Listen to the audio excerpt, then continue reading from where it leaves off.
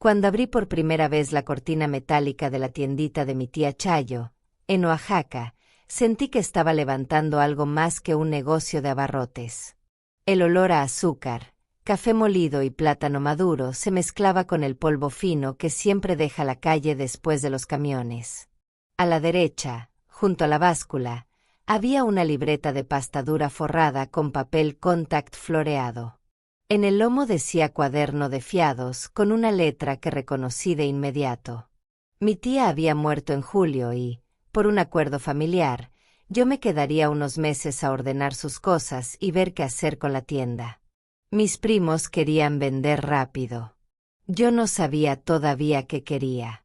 Solo sabía que esa libreta guardaba una parte de la vida del barrio que no iba a caber en ningún anuncio de Se Vende. Me llamo Lucía. Tengo 50 años y soy maestra en Guadalajara. Vine a Oaxaca porque mi mamá, hermana menor de Chayo, me pidió que acompañara el cierre de esa etapa con calma. Mi tía llevaba 40 años detrás de ese mostrador.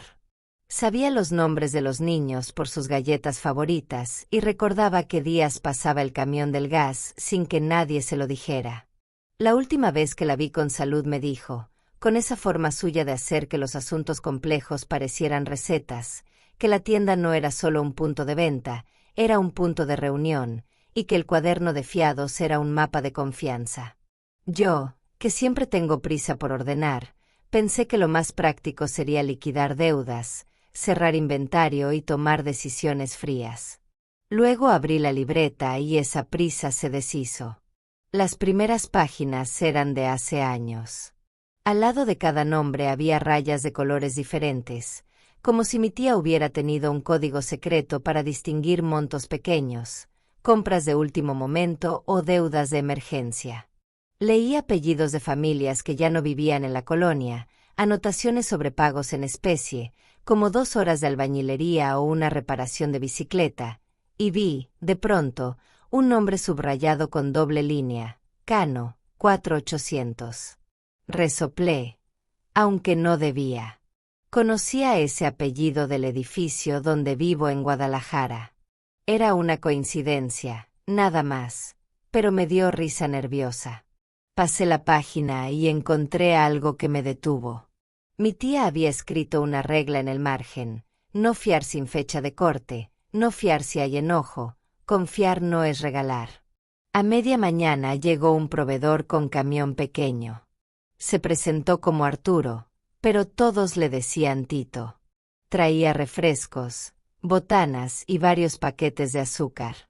Me pidió firmar una hoja que decía consignación. Pregunté si había contrato.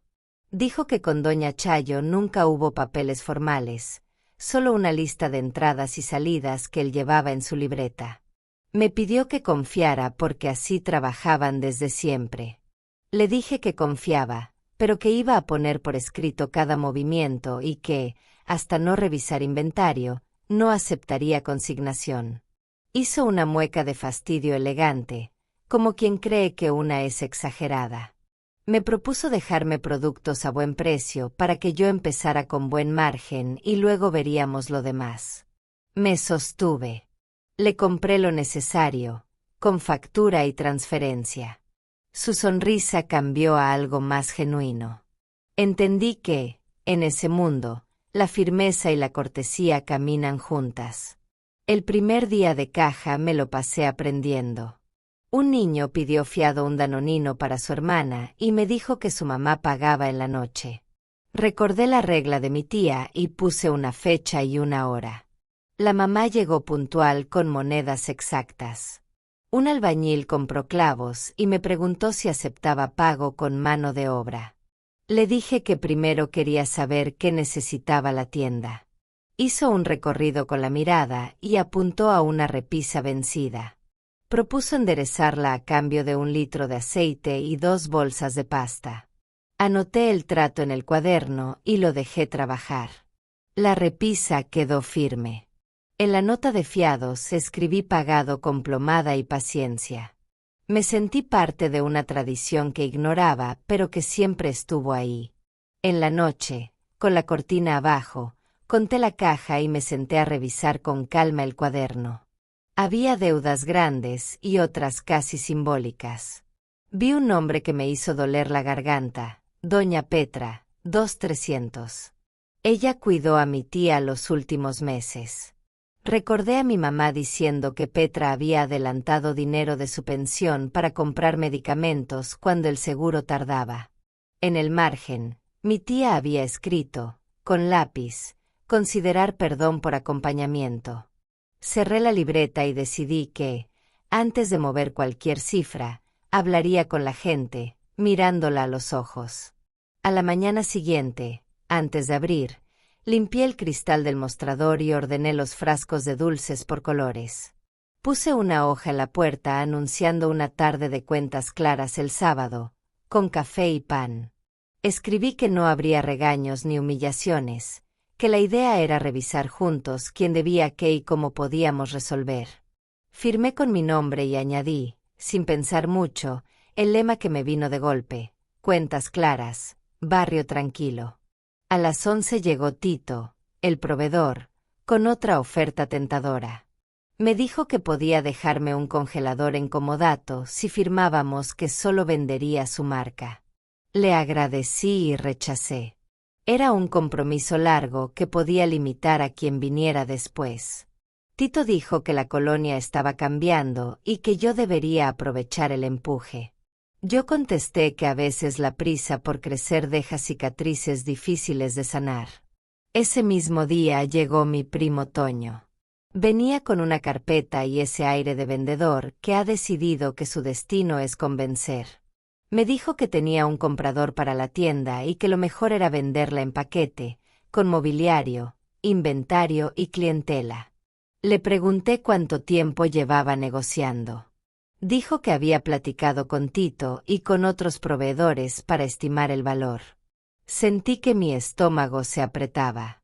Le dije que antes de hablar de venta necesitábamos sanear deudas, entender flujos y, sobre todo, decidir qué quería mi mamá, que era la heredera directa de Chayo. Toño dijo que mi mamá no entendía de negocios y que yo estaba perdiendo dinero por romanticismo. Me mordí la lengua para no explotar. Le pedí que regresara el sábado a la tarde de cuentas claras y que escuchara. El sábado, la tienda parecía fiesta de barrio discreta. Puse una cafetera grande, corté pan de yema en rebanadas y saqué sillas plegables. Doña Petra llegó con un rebozo azul y ojos tímidos. Se sentó a un lado. Pastores, el albañil, trajo su libreta de trabajos. Tito apareció en la puerta, curiosamente sin su camioneta, solo para saludar y ver cómo se ponía el ambiente. Mi primo Toño ocupó una silla junto a la báscula, listo para opinar.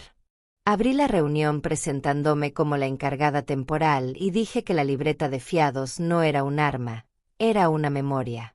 Anuncié que habría criterios para resolver, prioridad para necesidades básicas, posibilidad de pagos en especie con trabajo, condonación parcial en casos justificados y cortes con fechas. También dije que se suspenderían nuevos fiados hasta terminar el proceso de regularización. Nadie aplaudió ni se fue. Fue una buena señal. Empezamos por montos pequeños. Una señora llamada Mireya debía 180 pesos de pañales y leche. Propuso pagar en 2 semanas. Acepté con la condición de anotar la fecha y de que, mientras tanto, se llevara solo lo indispensable sin aumentar la deuda. Un joven que ayudaba en la vulcanizadora debía 400. Ofreció lavar y pintar el letrero de la tienda a cambio de una parte. Acepté. Lo escribimos todo. Cuando tocó el turno de Doña Petra, se paró despacio. Dijo que debía porque, en los últimos meses de la tía, muchas noches se resolvieron comprando aquí lo necesario cuando no había tiempo de ir al mercado. Agachó la cabeza y dijo que no tenía cómo pagar pronto. Le pedí que se sentara. Abrí la libreta, busqué su nombre y leí en voz alta la anotación de mi tía. Expliqué que, si ella estuvo acompañando a Chayo cuando nadie más podía, su deuda merecía un trato distinto. Propuse marcar como pagado con acompañamiento, y que, si en el futuro ella quería y podía, ayudara con una tarde al mes a organizar la bodega. Doña Petra lloró en silencio. Mi primo Toño me lanzó una mirada reprobatoria, pero la colonia respiró con alivio. Los acuerdos no siempre son matemáticos. Al final de la reunión, cuando las tazas ya estaban vacías, apareció un hombre que no había visto antes. Se presentó como Rogelio, dueño de una recaudería a 3 calles. Traía en la mano un folder con documentos. Dijo que el congelador que Tito ofrecía en comodato venía con una cláusula de penalización si se rescindía la exclusividad antes de 3 años, y que él había pagado caro por salirse. Me mostró el documento. Agradecí el aviso. Entendí que la tienda no solo se sostenía con cajas y monedas, se sostenía con información compartida. Rogelio me dijo que, si algún día necesitaba cambiar de proveedor de huevo y verdura, él podía darme precio justo sin truco. Apunté su teléfono. Los días siguientes fueron una mezcla de rutina y hallazgos. En la mañana recibía a quienes venían por pan y leche, en la tarde ajustaba inventario y números. Puse etiquetas claras en estantes. Descubrí que el margen en botanas era bueno, pero el de abarrotes básicos era más decente cuando compraba directamente en Central. Fui un martes a la central de abasto con la lista que me dejó un amigo de mi tía. Negocié con calma y aprendí a distinguir entre ofertas reales y la ansiedad de vender del proveedor. Regresé con la cajuela llena y una sensación rara de orgullo discreto. Una tarde encontré, entre las cajas de galletas, un sobre dirigido a mí. Reconocí la letra de mi tía. Decía que, si yo estaba leyendo eso, era porque me había quedado más tiempo del que pensé. Decía que la tienda me enseñaría a medir la prisa y que el cuaderno de fiados, si se usaba sin cuidado, podía herir. Me pedía 3 cosas: no firmar exclusividades largas, no fiar cuando hay enojo, y no olvidar que la deuda más grande del barrio era el tiempo que nos dábamos. Dentro del sobre había 2 billetes doblados y una lista de teléfonos de proveedores con la leyenda: son duros para cobrar, pero cumplen. Guardé el sobre en un cajón. Una mañana, Tito llegó con otra estrategia. Traía a un supervisor con chaleco de su empresa. Hablaron de beneficio mutuo, de presencia de marca, de promociones. Les dije que agradecía, pero que no firmaría nada sin revisión legal. El supervisor me lanzó una mirada de esas que combinan cordialidad y presión. Dijo que podía dejarme equipos en préstamo y cubrir pintado de fachada si me comprometía con exclusividad. Le dije que la fachada era de la familia, de la colonia y, si la pintaba una marca, se volvía anuncio. Aceptar dinero fácil a cambio de ceder un espacio afectivo no era un trato digno para una esquina que había servido de punto de encuentro tantos años. Nos dimos la mano con corrección. No regresaron en una semana. Ese espacio sin presiones me permitió avanzar con las cuentas pendientes. En el cuaderno había una deuda importante a nombre de la familia Salas por medicamentos y comida de una temporada difícil. Fui a su casa. Me recibieron con franqueza. Dijeron que estaban saliendo a flote y que podían pagar en 4 partes si les daba chance de vender unas herramientas que ya no usaban. Les pedí que no vendieran cosas esenciales por pagar deudas de comida. Propuse otra cosa: que el hijo mayor, que era bueno con computadoras, me ayudara a armar un archivo de inventario y que yo registraría ese trabajo como abono. Aceptaron. La tienda ganó un sistema sencillo y ellos no descapitalizaron su casa. Mi primo Toño seguía presionando para vender. Decía que había un comprador de fuera dispuesto a pagar bien siempre y cuando yo entregara el negocio sin deudas ni fiados. Le dije que ese comprador, aunque pagara bien, estaba comprando algo que no era solo suyo. Toño dijo que yo romantizaba la pobreza. Le contesté que no hablábamos de pobreza, sino de pertenencia. Después de discutir, le propuse una salida: hacer una evaluación con un contador, considerar una renta con opción a compra en el futuro y dejar claro que la tienda no se llena solo con productos, sino con prácticas. Toño se fue fastidiado, pero menos agresivo. Una tarde llegó una mujer que no conocía. Se presentó como Lidia, hermana de un antiguo proveedor ya fallecido. Traía consigo una carpeta con documentos que supuestamente demostraban que mi tía debía una cantidad grande por mercancía entregada el año anterior.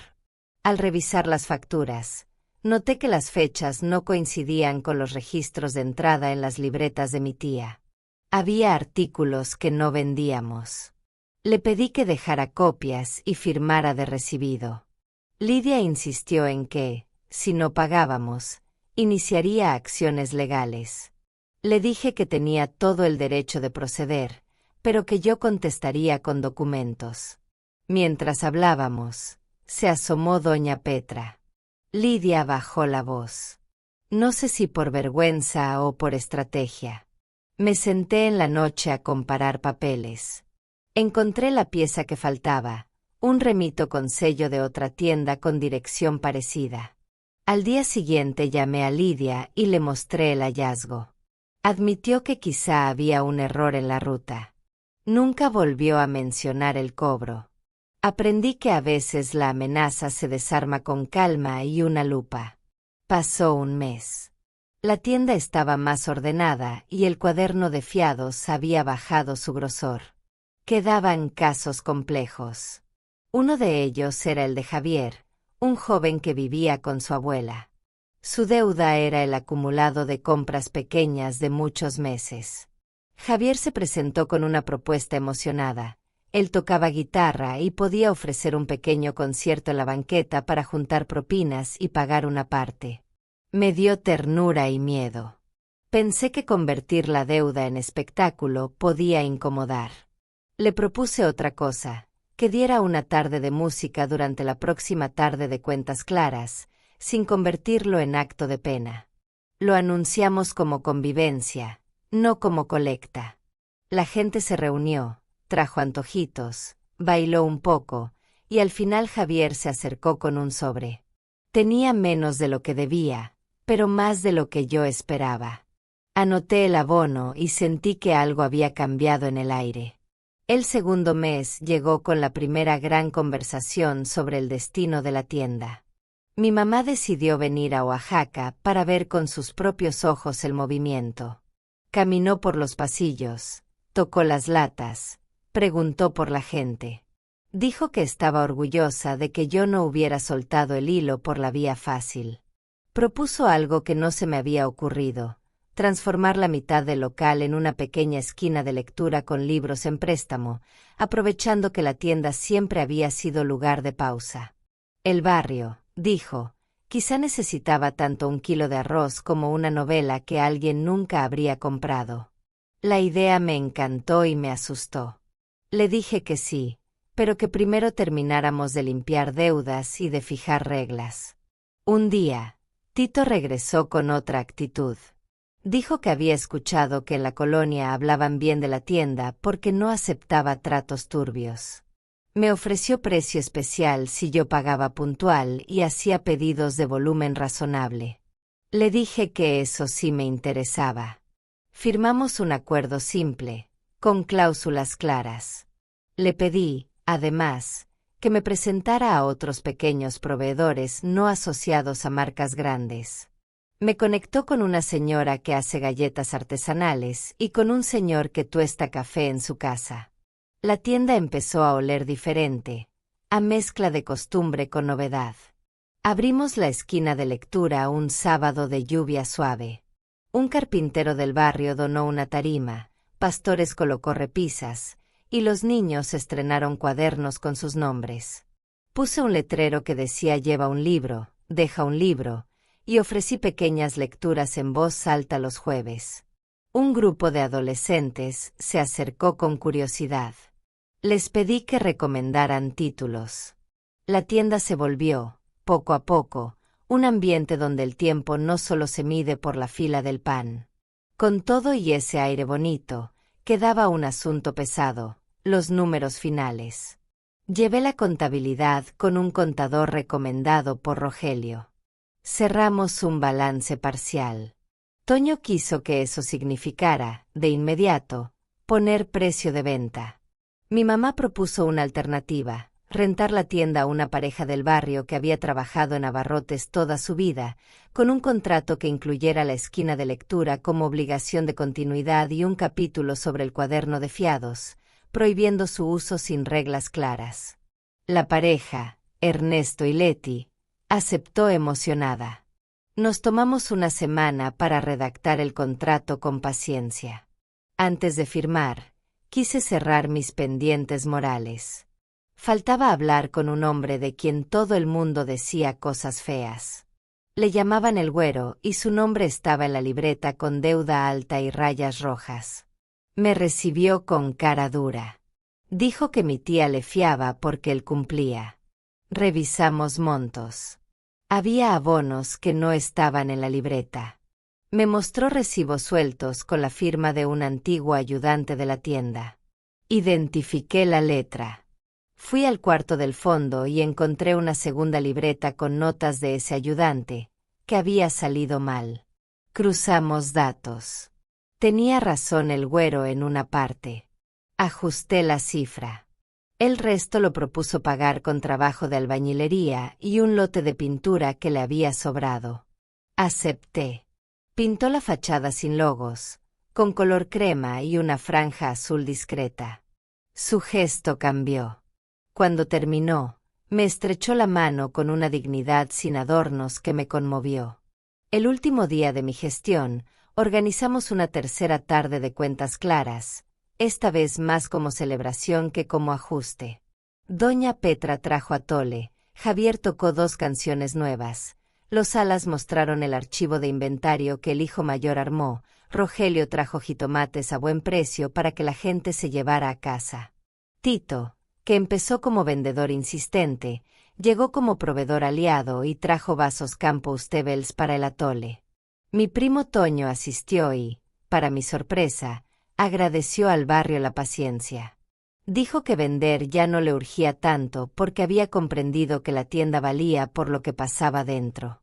Firmamos el contrato de renta con Ernesto y Leti una semana después. Dejamos claro que la esquina de lectura era parte del alma del local y que el cuaderno de fiados solo se usaría con fechas de corte, montos máximos y registro público en un pizarrón que cualquiera pudiera ver. Dejé una copia del sobre de mi tía en el archivero y un instructivo de proveedores con notas honestas. Entregué la llave sabiendo que lo que había ayudado a ordenar no era solamente una caja registradora, sino una red de acuerdos. Regresé a Guadalajara con la libreta de fiados ya cerrada en su ciclo y con un cuaderno nuevo donde escribí, para mí, una lista de 10 reglas que aprendí en la tienda.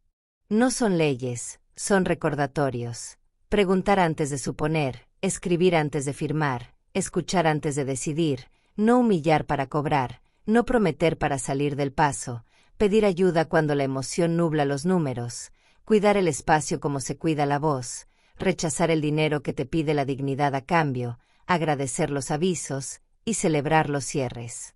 La colonia de Oaxaca me enseñó que la confianza también se audita, pero con café y silla. Hoy grabo este relato desde mi cocina en Guadalajara. Afuera llueve leve y adentro huele a pan. Pienso en la tía Chayo acomodando bolsas con paciencia, en doña Petra abrochando su rebozo, en el Güero pintando la fachada sin firma, en mi primo Toño aprendiendo a esperar, en Tito volviéndose aliado. Pienso en cómo un cuaderno que podría haber sido fuente de pleitos se convirtió en una herramienta para pactar. En Relatos con Lucía me gusta contar estas historias porque, del otro lado, alguien tal vez está lidiando con papeles, deudas o decisiones que parecen más grandes que una misma.